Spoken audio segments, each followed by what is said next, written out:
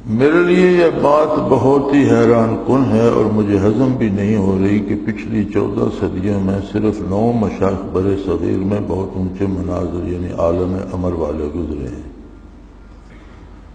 اور مولانا علی یار خان نے چند سالوں میں ہزاروں سالکین کو ان مقامات پر پہنچا دیا۔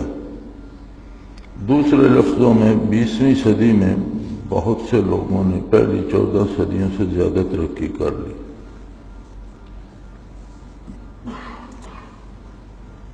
دیکھیں، کسی بھی شعبے یا فن کی بات ہوتی ہے تو وہ اس شعبے یا اس فن کے مطابق کی جاتی ہے۔ ذاتیات کو لے لینا اور یہ کہنا فلاں شخص کو میں اچھا نہیں مانتا، فلاں کو بڑا، فلاں کو چھوٹا مانتا ہوں، یہ کوئی معقول طریقہ نہیں ہے۔ افراد کی بات اللہ کریم کے معاملات افراد کے اللہ کے ساتھ ہیں۔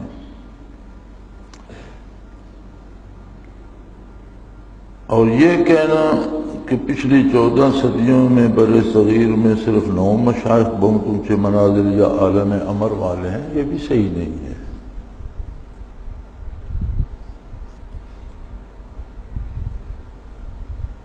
یہ ضروری نہیں ہے کہ گزر ہوئے ہر بندے کے حالات کسی صاحب کشف پر منکشف ہوں۔ ہاں، جن کے بارے پتہ چل سکا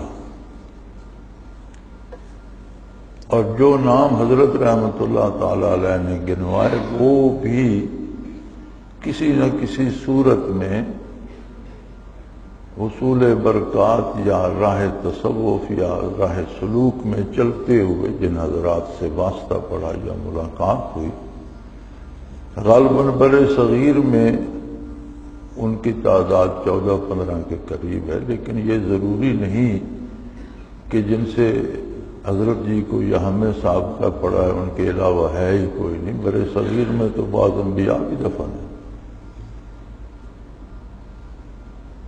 بر صغیر میں تو بعض انبیاء کی قبور بھی ہیں، اور مولانا تھانوی رحمۃ اللہ علیہ نے بھی اس پہ لکھا ہے کہ بعض انبیاء کی قبور ہیں، تو جہاں نبی ہیں وہاں صحابی بھی ہوں گے،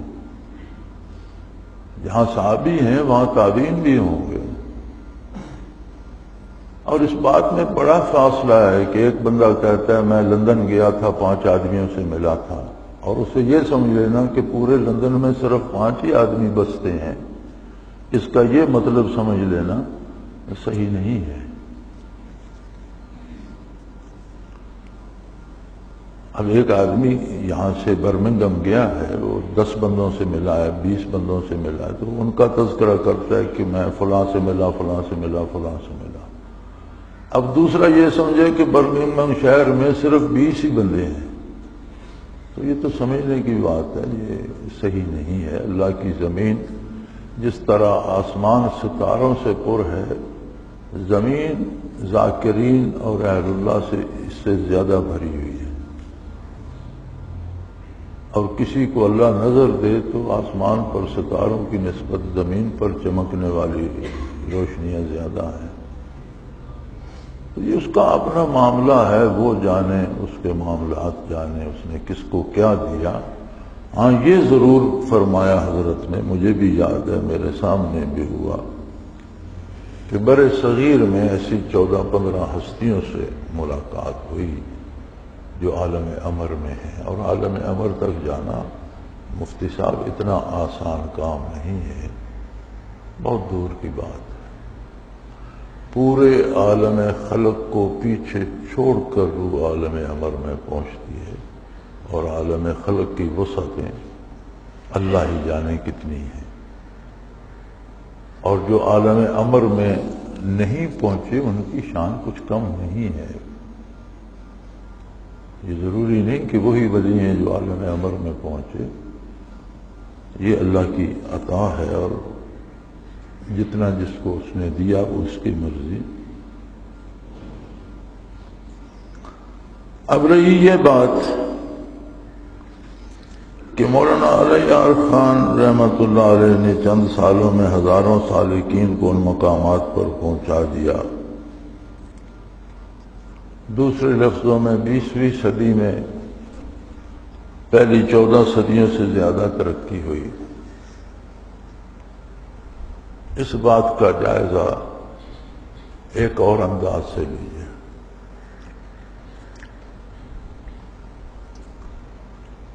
آپ نے کسی صحابی کو مجدد نہیں کہا، کسی تابعی کو مجدد نہیں کہا، تبع تابعین میں سے کسی کو مجدد نہیں کہا، پھر تبع تابعین سے لے کر مجدد رفع ثانی تک 1000 سال میں کسی کو آپ نے مجدد نہیں کہا۔ کیا اس 1000 سال میں کوئی اللہ کے مقرر بندے نہیں گزرے؟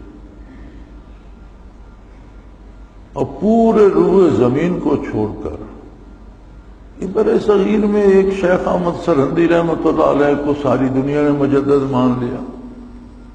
عجیب تماشا نہیں ہے؟ میرے بھائی صحابی تھے، مجدد ان کی خاک پا بھی نہیں ہوتا۔ تابعین تھے، تبع تابعین تھے، اور بے شمار اولیاء اللہ پہلے گزرے، بہت بلند پایا گزرے۔ سلاسل پڑھیے، شجرہ جو ہیں، شجرہ ہے سلاسل پڑھیے تو کتنے عظیم نام آتے ہیں۔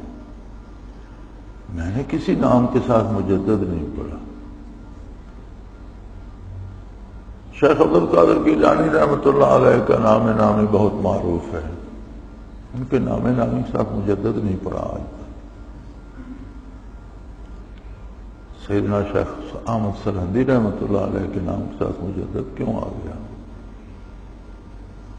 پہلے 1000 سالوں میں حضور کا ارشاد ہے کہ ہر صدی کے سرے پہ مجدد ہوتا ہے، تو پہلی 10 صدیوں کی مجدد کہاں گئے؟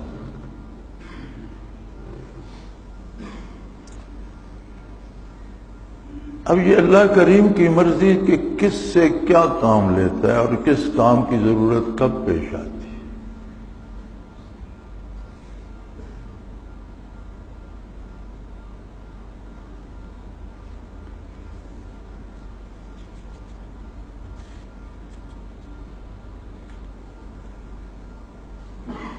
مجھے صحیح نام یاد نہیں، تہذیب الاخلاق یا اس طرح کا نام ہے کتاب کا، میں نام بھول جاتا ہوں افراد کے بھی، کتابوں کے بھی، یہ کمزوری ہے میری۔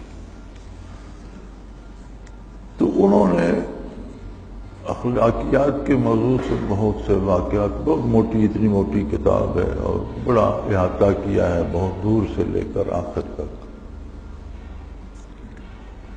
ایک واقعہ انہوں نے لکھا ہے دہلی کا،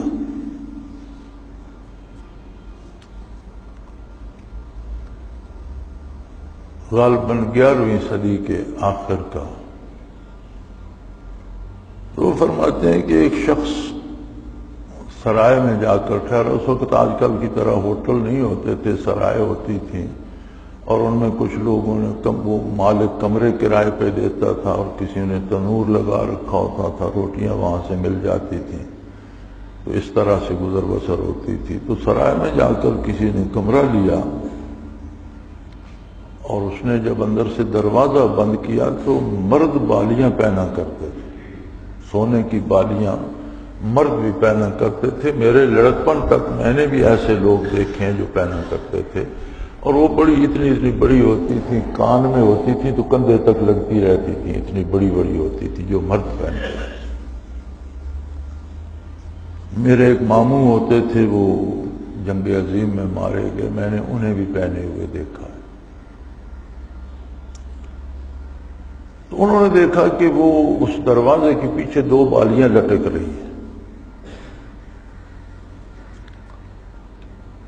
اب اس بندے نے وہ بالیاں اٹھائیں اور وہ تنور پہ جو عورت روٹیاں بناتی تھی اس کے پاس لے گیا کہ بھی یہ تمہیں پتہ ہوگا اس کمرے میں کون ٹھہرا ہے، کھانا تم سے لیتا ہوگا، وہ کہاں گیا؟ یہ بالیاں اس کی ہیں۔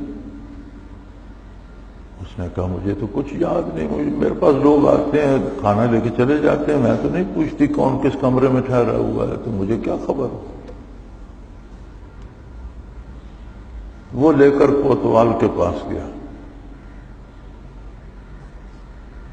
کوتوال نے کہا بھئی میں تو اس کو ہاتھ نہیں لگاتا، مجھے کیا خبر یہ کس کی ہیں کس کی نہیں۔ اس نے کہا آپ جمع تو کر لیں، جب کوئی مطالبہ کرے گا تو پتہ ہوگا، آپ کے پاس امانت پڑی ہے مل جائیں گی، میں انہیں کہاں سنبھالتا پھروں، مسافر ہوں۔